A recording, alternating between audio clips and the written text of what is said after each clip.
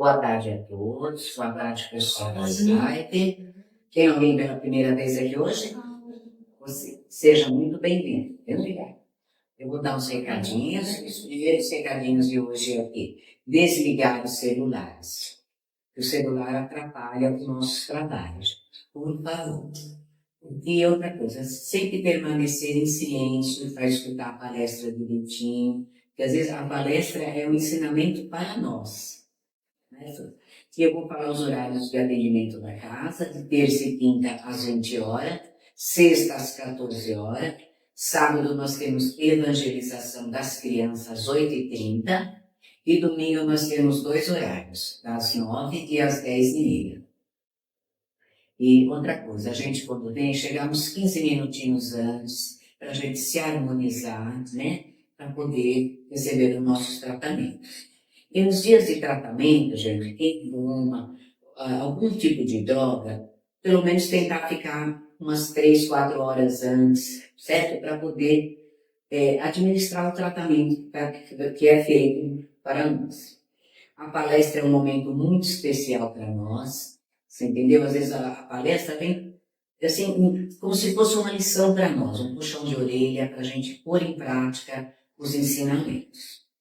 E a nossa casa vive de doações, né? Então, quem puder ajudar será muito bem-vindo. Nós fazemos distribuições de cestas, certo? Nós temos um bazar também. Quem puder trazer alguma coisa que está lá, que não vai usar mais, pode trazer para nós, que é muito bem feito. Bem útil para nós. E ali na frente tem uma caixinha de vibrações para vocês colocarem o nome com o endereço direitinho. Sempre trazer a sua aguinha para poder levar. E a necessidade do estudo, né? O estudo é muito importante. A nossa casa oferece estudo e tudo são online. Qualquer coisa, se vocês tiverem interesse, falar com a mocinha lá da recepção, tá bom? E sobre o Evangelho no Lar. O Evangelho no Lar também é uma proteção para a nossa casa. Então, é muito útil. E se não souber fazer também, nós auxiliamos no que for possível. Mas também não tem segredo. A sua intenção de abrir a Bíblia, ler um trechinho, pôr uma aguinha e fazer as orações. Isso é uma proteção muito grande para nós, certo? E agora eu vou fazer uma prece inicial para iniciarmos os nossos trabalhos.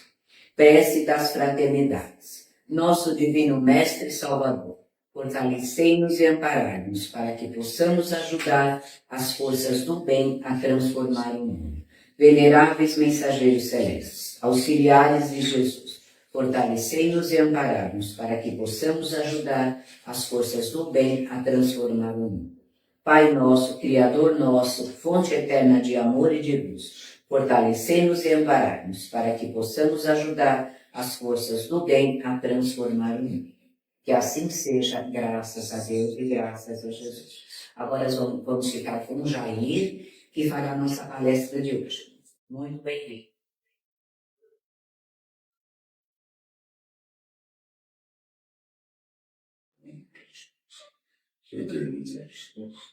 Tudo bem. Tá tudo certo, né?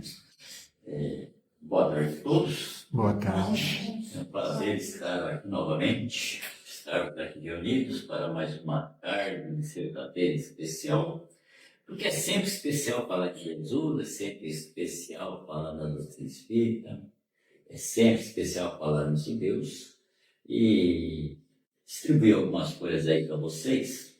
Tem um texto aí que chama Levantemo-nos. Apareceu nessa folha que vocês receberam.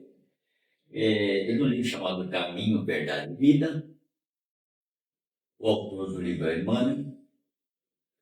E assim, o Emmanuel sempre pega um trechozinho do Evangelho para ele comentar. E aqui ele pega um trechozinho de uma fala de Jesus que está em João, que isso aconteceu antes dele retirar-se para as orações supremas no horto. Falou Jesus aos discípulos longamente, né?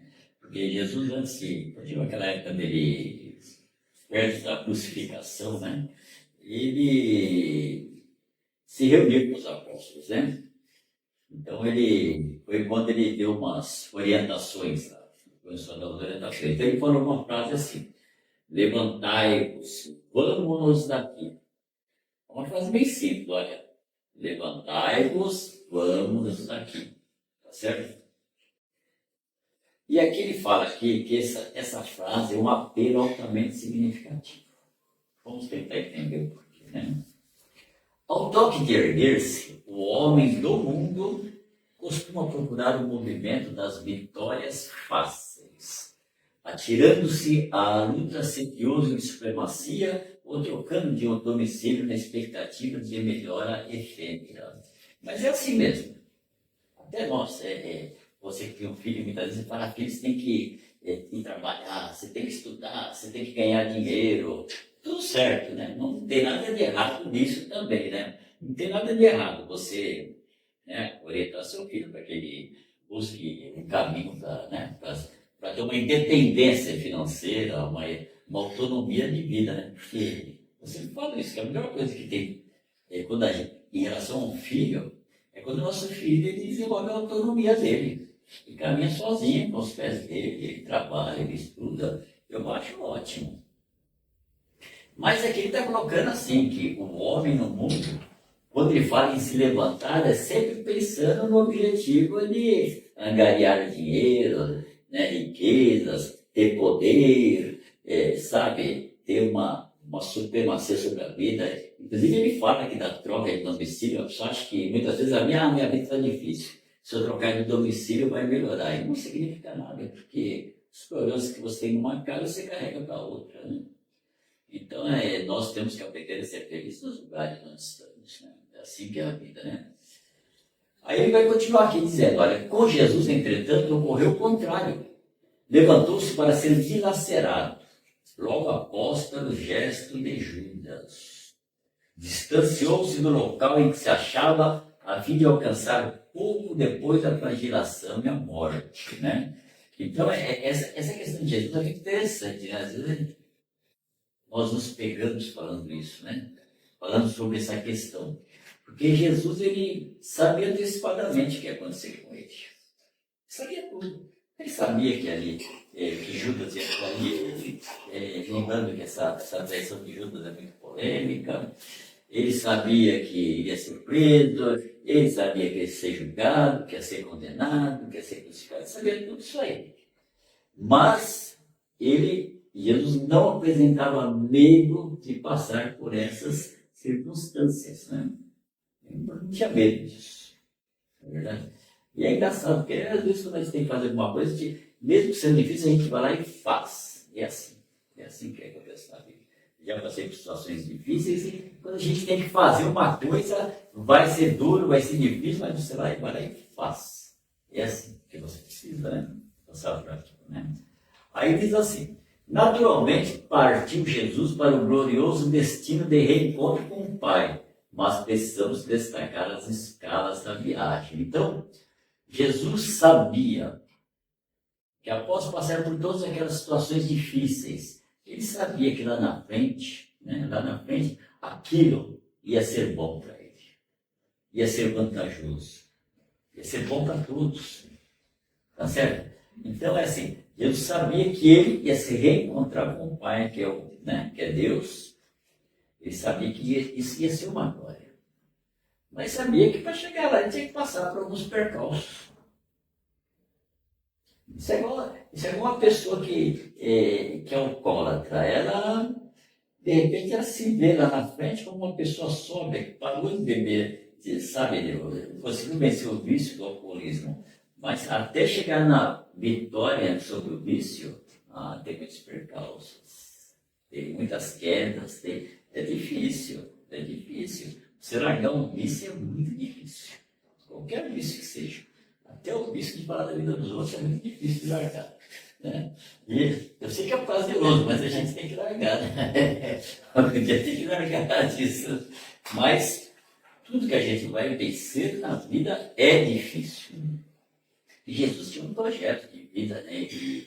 E deixar o evangelho dele, e deixar a marca dele de exemplificação, né? Comportamental, tudo. É uma coisa que ele tinha que fazer, mas era difícil, né? É como fazer uma faculdade. Lá na frente você tem um diploma. Mas são 4, 5, 6 anos dentro da faculdade e é trabalho, é estudo, é se locomovendo, é trabalho. Então é muito. Tanto que uma sala começa às vezes com 50, chega no final tem 10. 40 já desistiram. Né? Mas Jesus não podia desistir, ele tinha aquela caminhada. Né? Ergueu-se e saiu em busca da glória suprema. As estações de marcha são eminentemente educativas. Getsemane, o cárcere, o Pretório, a Via Dolorosa, o Calvário, a cruz, constituem pontos de observação muito interessantes, mormente na atualidade, que apresenta inúmeros cristãos aguardando a possibilidade da viagem sob as almofadas de luz do menor escurso. Isso aqui é interessante, gente. Olha, não adianta. Todos aqueles, os grandes homens que passaram por esse mundo, aqueles que nós tomamos como exemplo, nenhum deles teve vida fácil. Alguém acha aqui que o Chico Xavier teve uma vida assim, super gostosinha e fácil, né? Vai porque não foi fácil a vida do Chico Xavier. Às vezes até 2, 3 horas da manhã ele estava lá ele psicografando.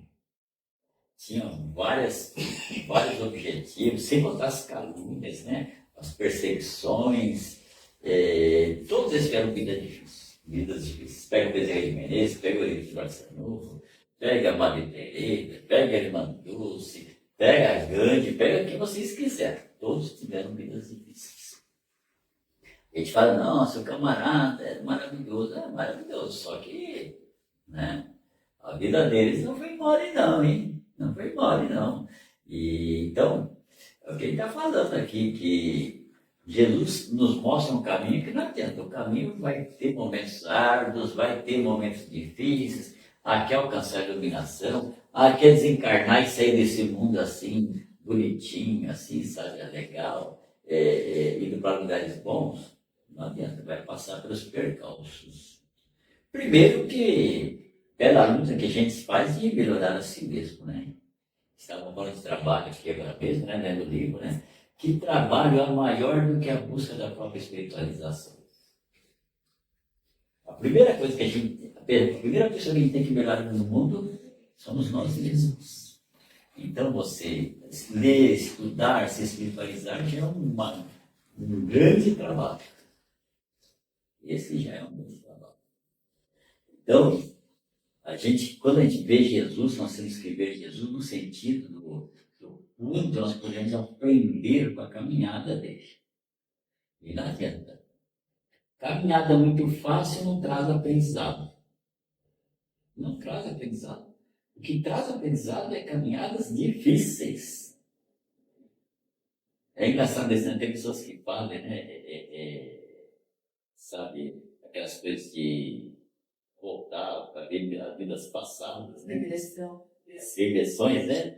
E as regressões são interessantes, né? Porque a pessoa quase sempre ela volta e vê os momentos difíceis, porque são os momentos marcantes que cada aprendizado. Os momentos que você ficou lá dormindo o ano inteiro numa rede, não causou lá para quê? Não tem função, né? Então a pessoa sempre vai olhar os momentos difíceis, porque são momentos difíceis que nos tornam pessoas melhores. É assim que funciona. Então, quando a gente pega lá o Evangelho de Jesus, o que faz Jesus, o que fala, o que fez ele vivenciar aqueles momentos e nos deixar, né, todos esses ensinamentos, toda essa exemplificação, justamente aquela conexão que Jesus tinha com Deus. A conexão de Jesus, né? Jesus estava sempre. Jesus via Deus. Essa é a verdade. Jesus, quando curava uma pessoa, ele vivia Deus com a pessoa. Tanto que família as qualidades. Jesus não vai pegar o Evangelho, não vai ver que uma atriz perto de Jesus é qualquer coisa, somente Deus vive errado. Porque Jesus é só qualidade. É muito interessante isso, né? Jesus deu a qualidade de Xispeira, deu a qualidade de Maria Madalena, viu as qualidades de Paulo, ele viu as qualidades. Então, Deus entrou que assim, via Deus nos animais, via Deus na planta, via Deus no sol, tudo quanto é coisa. Ele via Deus. Essa conexão com Deus é muito diferente. Nós na cidade perdemos um pouco isso nessa conexão com Deus, com a natureza, para que Jesus tenha essa conexão. A gente sempre está buscando essa conexão. E aí nessa folha tem uma música que se chama Ouço Deus. Né? É uma música muito conhecida, meio espírita. Foi escrita por um homem fantástico, chamado Jerônimo Mendonça, apelidado de O Gigante Deitado. Porque ele ficou 27 anos deitado numa cama. Só com todos os mínimos movimentos. E naquela situação de ficar numa cama lá deitado, ele deitado, talvez que todos nós também foi desse jeito, né? Então, às vezes a gente pega aí na falta de dados, tem um probleminha aqui, tem um probleminha ali. Você vê que ele naquela cama deitado, sem poder se levantar, durante 27 anos, quantas coisas ele fez. Fazia palestra pelo Brasil inteiro, deitado numa cama. É uma coisa assim, né? Fantástica, assim, que é um grande exemplo de homem. Né? Ele teve uma doença degenerativa e não teve jeito. Certamente ele tinha para passar pela doença, né? Tinha que passar pela doença. E teve que aprender a fazer o bem, só aquela música aqui. Ele escreveu outras músicas também, mas ele escreveu essa música aqui, que fala assim: ouço Deus no murmúrio das águas nos rios, no furor dos ciclones bravios, no cantar matinal dos pardais, na alegria de sons imortais. Vejo Deus nas estrelas perenes e luz, no esplendor de alvorada traduz, no suave perfume da flor, no adeus nas promessas de amor. Vejo Deus na saudade que evoca lembranças, nas palavras leais de esperança. No momento de veres partir, na tua volta, irmão, a servir. A gente vai cantar essa.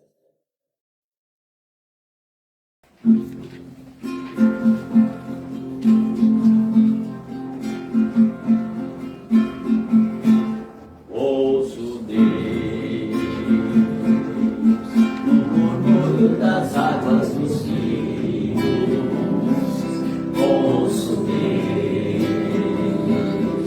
no furor dos ciclones bravios. Ouço Deus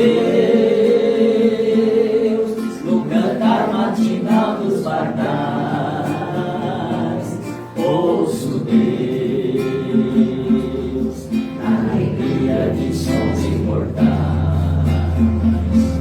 Vejo Deus nas estrelas perenes de luz. Vejo Deus no esplendor da alvorada traduz. Vejo Deus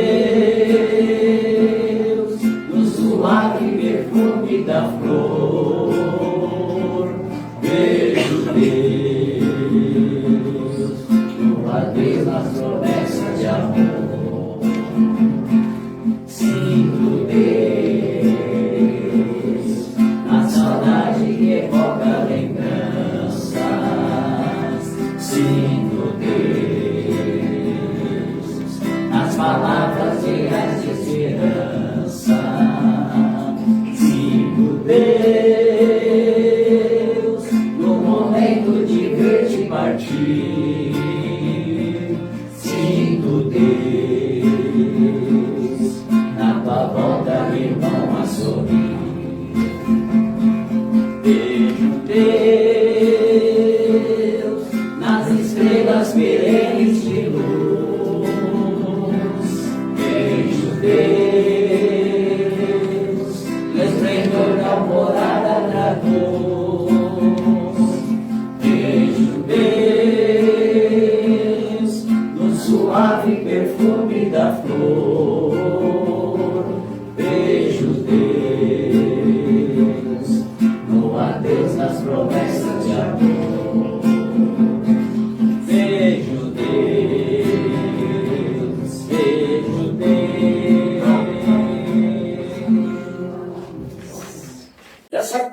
relação de Jesus com Deus é que era fantástico, né?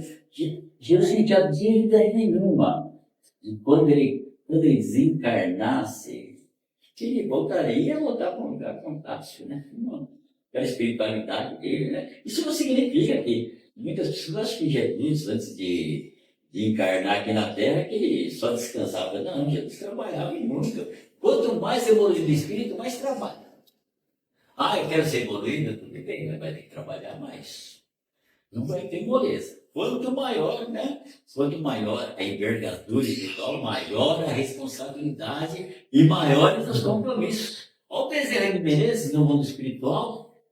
Cara, é nesse mundo todo aí, só dá o Bezerra de Menezes trabalhando. Ele é a equipe dele, né? Porque ele comanda. É a equipe dele, mas ele comanda, né? Ó Maria, ó Elis. Todos trabalham muito. Quanto mais, né? Mais evoluído, mais vai trabalhar, tá certo? Então, quando Jesus fala assim, levantai-vos, vamos daqui, está dizendo assim, vamos em frente, vamos lá. Vai ter percalço, né? Vamos em frente, né? E os apóstolos, depois que Jesus, né, desencarna, depois os apóstolos também, eles vão seguir em frente, vão enfrentar os percalços. Nem o apóstolo teve moleza, não. Teve moleza, não. Todos eles passaram assim, por adversidades muito grandes. Então, tem jeito. Quem se propõe a trabalhar pelo Evangelho vai ter adversidades pela frente. Né? Tudo que você tem que pensar, tudo que você quer para o bem, quer para ajudar, é trabalho, não adianta. Não tem moleza. Quer fazer o bem, quer seguir caminho do bem, quer se aprimorar espiritualmente, trabalho, disciplina, né? É assim que funciona. Então, quando a gente pensa em Jesus, né? A gente pensa em seguir com Jesus, isso é verdade, caminhar junto. Aliás, todos que quisermos caminhar com Jesus, ele estará do nosso lado caminhando, né? Mas a gente não pode negar Jesus. Quando eu falo não negar Jesus, não é dizer que acredita em Jesus, sabe? Você fala assim, não podemos negar Jesus. Então, você, então eu tenho que falar que acredito em Jesus. Não é isso. Não é isso. Eu lembro um fato que aconteceu num livro chamado Pedro, escrito pelo irmão José, muito interessante. Depois, já que Jesus sendo desencarnado, uma história de Pedro, até o desencarne de Pedro. E é interessante, porque o Pedro tinha um sentimento de culpa muito grande. Tinha um sentimento de culpa muito grande por ter negado Jesus aquelas 3 vezes antes do galo cantar. Então ele sempre fala assim, eu nunca mais vou negar Jesus, eu nunca mais... E aquilo, ele era o último remanescente dos apóstolos, praticamente, que estava ali, né? O João foi para a ilha de Pátmos, só tinha ele, praticamente. Então, a todo aquele povo cristão desenvolveu essa ideia de que ninguém podia negar Jesus. E aí ocorria assim, você está lá, você e sua mãe de, sei lá, 85 anos, só tem você para cuidar dela. Aí vinha alguém na sua porta e falava assim, você é cristão, né? Porque eles perseguiam os cristãos. Quem se prendesse ia para o Coliseu. Aí a pessoa, para não negar Jesus, falava, eu sou cristão. Aí era preso, ele ficava lá, a mulher de 85 anos, sozinha na casa. Alguém tinha que cuidar. Então, se ele falasse que não era cristão, isso não importa, porque cuidava, continuava cuidando da mãe dele, não estaria negando Jesus, a coisa nenhuma, porque Jesus está publicando se você fala que acredita nele ou não. Isso não faz diferença. Não negar Jesus, eu falo, é você fazer o que tem que ser feito. Se propor a fazer aquilo que tem que ser feito. Porque você chega aqui um dia aqui, precisa limpar a casa. Você está aqui, está todo mundo limpando, vamos limpar. É assim que funciona. Tem uma atividade tal dia que todos precisam estar presentes. Dá para estar presente? Vai, participa. Tem o seu irmão que está precisando de ajuda, você pode ajudar? Ajude. É assim. Isso que é não negar Jesus. Não é dizer que acredita em Jesus, isso não significa nada. Tem um monte de gente que fala que acredita em Jesus, mas cada coisa, né? Então é assim. Tem um monte de gente fala que acredita em Jesus, isso não resolve nada. Tanto que tem aquela frase que Jesus diz, né? Muitos dirão Senhor, Senhor, mas não entrarão no reino dos céus, né? Porque tem muitos que vão dizer que acreditam em Jesus, mas na verdade o que manda são as obras, né? A cada um será dado segundo suas obras, não daquilo que fala da boca para fora, né? Então eu vou te cantar uma música que chama Eu Não Te Negarei, tá certo? Nem nos momentos difíceis, vamos sempre dar nosso testemunho de que não dizer que somos cristãos, mas de comportamento e vivência cristã, porque isso é importante.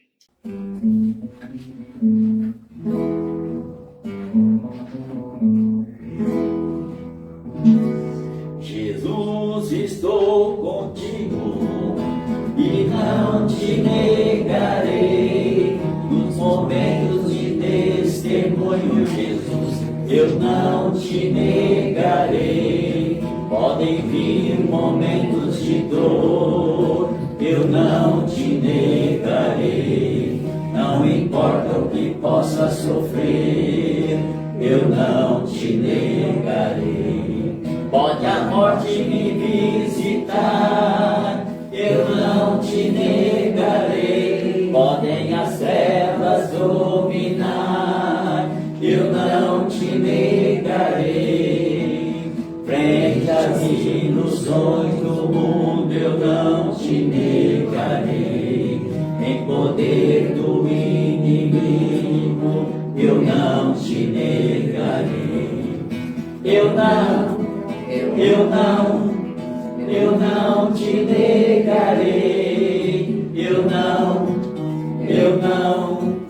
Eu não te negarei. Jesus, estou contigo e não te negarei. Nos momentos de testemunho, Jesus, eu não te negarei.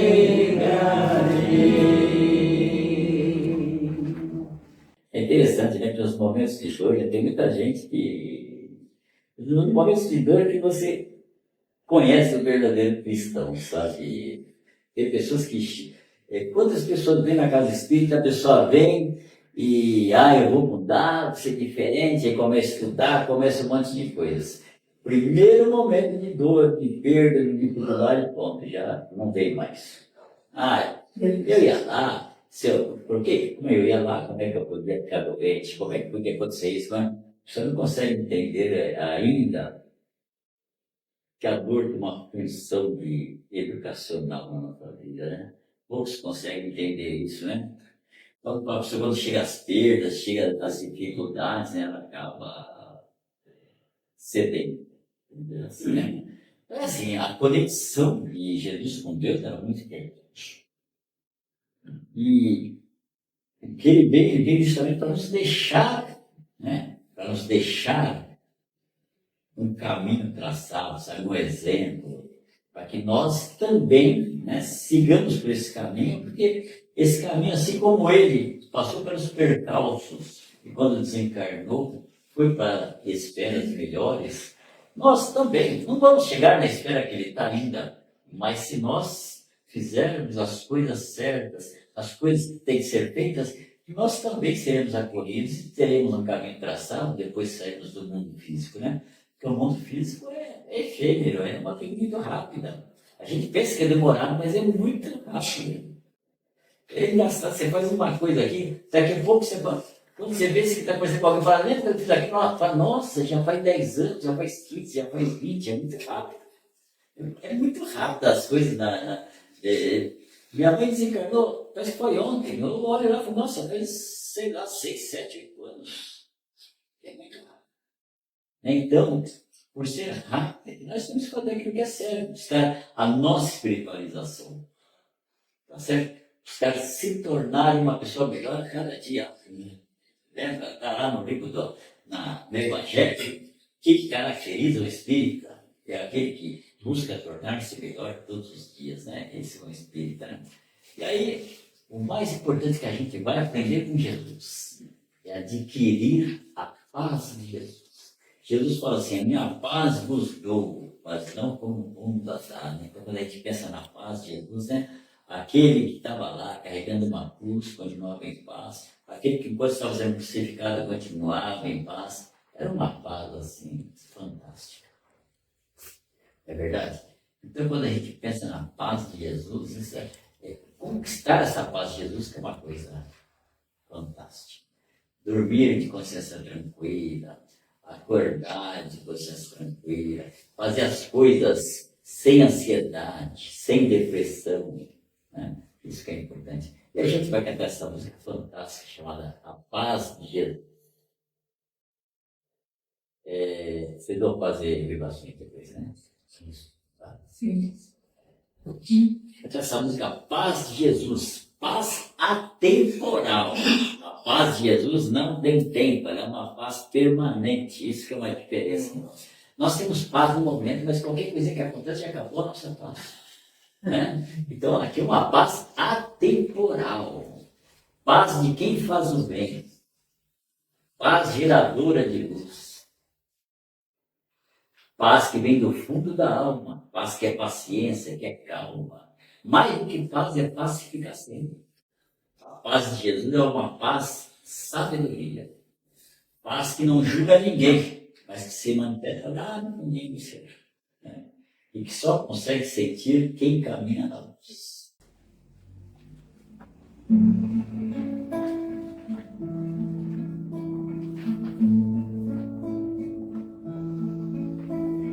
A paz de Jesus, paz atemporal, paz de quem faz o bem, paz geradora de luz. A paz de Jesus, paz no fundo da alma, paz, paciência e calma, paz, pacificação. A paz de Jesus, paz, sabedoria, paz que não julga ninguém, que se manifesta em seu ser. Paz, a paz de Jesus, que só consegue sentir quem caminha na luz. A paz de Jesus, que só consegue sentir quem caminha na luz. Então, caminhamos na luz, tá certo? Isso é muito legal. Esteja à vontade, Maria. Fica para você à vontade. Ah, é? Eu tô idoso. Bem, né? Muito obrigada, Jair. Foi embora. Pode cantar. Só por fora que eu tô idoso, viu? Só por fora. Ah, tá. Eu também, porque continuo jovenzinho. Mas nós agradecemos muito mais uma vez a sua presença aqui, vem alegrar, vem trazer esclarecimento, união, harmonia. Muito obrigada, Jair. E nessa paz dessa música e a paz que ficou, nós vamos agora acompanhando o coração da Luciana com muito amor, que vai direcionar as vibrações desta tarde por todos nós. Nesse momento, então, intencionando receber e fazer essas vibrações, vamos exalando uma energia de muita alegria, de discernimento, de sabedoria, de amor, de restauração, de movimento, de flexibilidade, de auxílio a todo o planeta Terra. Vamos vibrando pela fauna, pela flora, pela água, que cobre todo o nosso planeta, que mata a sede, que é um planeta de tantas outras espécies. Vamos também vibrando sabedoria e discernimento aos governantes, de todas as regiões do nosso planeta. E vamos vibrando também saúde às pessoas que estão convalescentes, fé às pessoas que estão passando por momentos difíceis, esperança a quem está carente dela. Vamos vibrando também auxílio aos pequenos, às mãezinhas que estão recebendo suas crianças, as famílias, os pais. E vamos vibrando também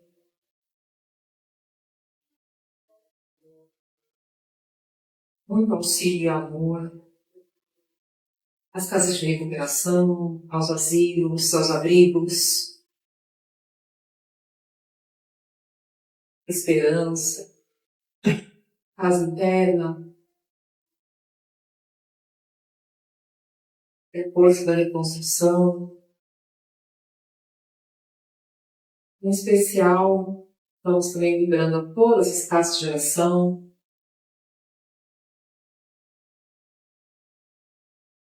também pela nossa casa de caminho.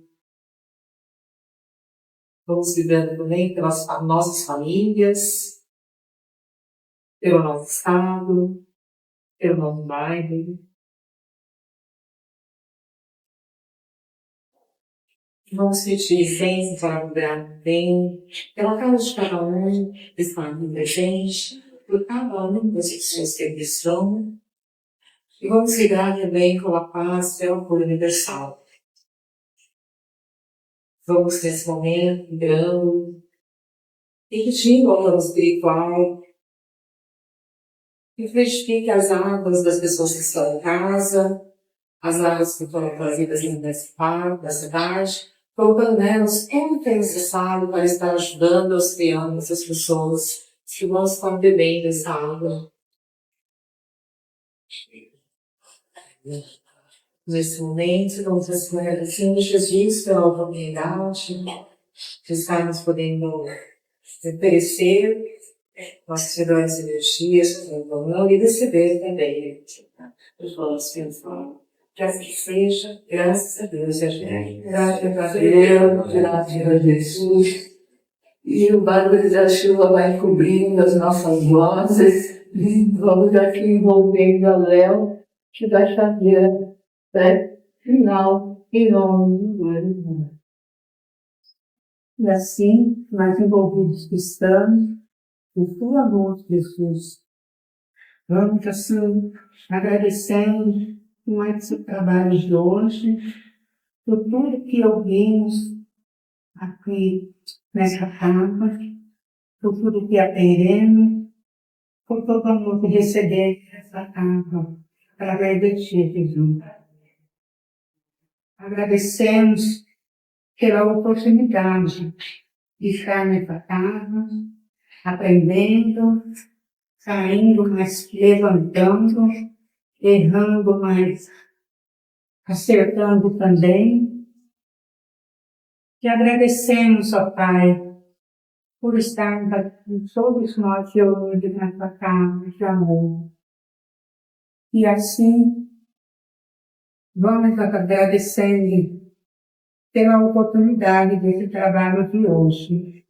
Que possamos voltar para o nosso lar, cheios de amor, de paz, de equilíbrio, sabedoria, mas cheios de vontade de se melhorar a cada dia.